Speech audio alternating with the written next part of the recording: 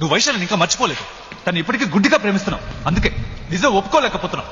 ఒక పోలీస్ గా నీ డ్యూటీని కూడా సరిగా చేయట్లేదు. రైట్? నిజమే, ఇంకా మర్చిపోలేదు.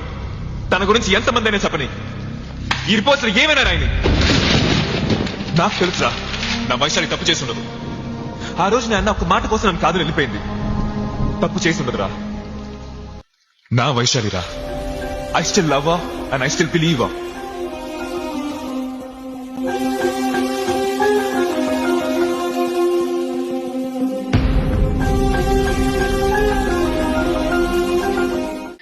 వైషు, వదిలి వాసు. సారీ, ఇంకెప్పుడు నీ పేరు కూడా నా నోటి నుంచి